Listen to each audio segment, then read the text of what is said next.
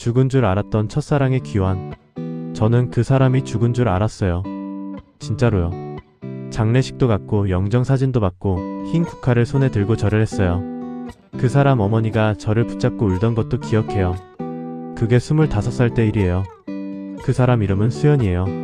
수연이랑 처음 만난 건 대학교 2학년이었어요. 같은 과는 아니었는데 동아리에서 엮였어요. 첫눈에 반했다는 말이 진부하게 느껴질 수 있는데 저한테는 진짜 그랬어요. 웃을 때 눈이 먼저 웃는 사람이었거든요.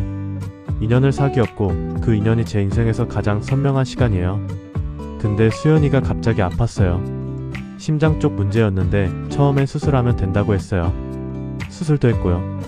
근데 회복이 잘 안 됐고 합병증이 왔고 결국 중환자실에서 한 달을 버티다가 떠났어요. 저는 마지막을 못 봤어요. 보호자만 들어갈 수 있다고 해서 수연이 어머니한테 연락을 받고 병원으로 달려갔을 때는 이미 늦은 뒤였어요. 그 이후로 저는 꽤 오랫동안 제대로 살지 못했어요. 시간이 지나면서 조금씩 일상으로 돌아왔고 30 즈음에 지금 아내 혜진이를 만났어요. 혜진이는 저한테 따뜻한 사람이었어요. 수연이랑은 다른 종류의 감정이었는데 그게 꼭 나쁜 건 아니잖아요. 안정적이고 든든한 감정으로 결혼했고 아이도 둘 낳았어요. 그렇게 10년을 살았어요. 그게 무너진 건 제 나이 43 아무렇지 않던 목요일 오후였어요. 회사 근처 카페에서 미팅이 있었어요. 거래처 담당자를 기다리는데 문이 열리면서 들어온 사람을 보고 저는 그 자리에서 굳어버렸어요.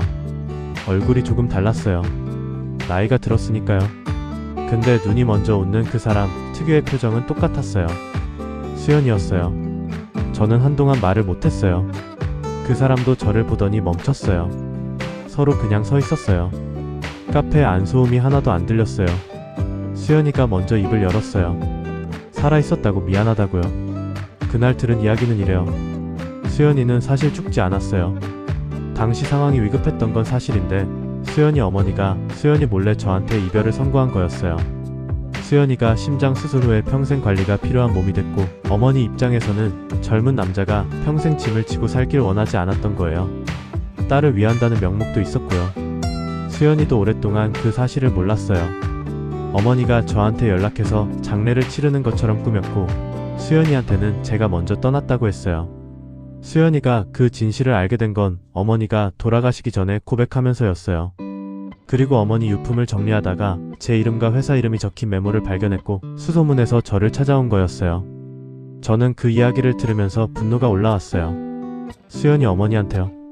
근데 그분은 이미 돌아가셨고 딸을 사랑하는 방식이 잘못됐던 거지 악인은 아니었다는 것도 알았어요. 그래서 화를 어디다 내야 할지 몰랐어요. 문제는 그 다음이었어요. 수연이를 다시 만나면서 제 안에서 뭔가가 움직였어요. 15년 전에 덮어뒀다고 생각한 감정이 덮인 게 아니었던 거예요.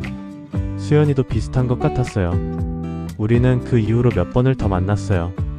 근데 저한테는 혜진이가 있고 아이들이 있었어요. 혜진이가 눈치를 챈 건 생각보다 빨랐어요. 제가 뭔가를 숨기는데 능숙한 사람이 아니거든요.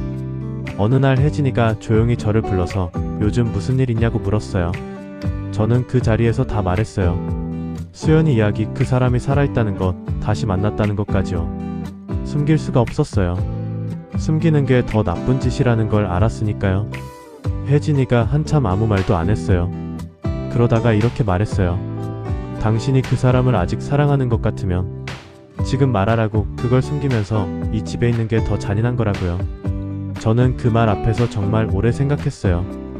결론부터 말하면 저는 수연이한테 마지막으로 연락했어요. 만나서 이야기했어요. 수연이한테 솔직하게 말했어요. 다시 만난 게 진심으로 기뻤고 그 감정이 가짜가 아니었다고요. 근데 저한테는 10년을 함께한 가정이 있고 그 가정을 제 감정 하나 때문에 무너뜨릴 수는 없다고요. 수연이가 울었어요. 저도 울었어요.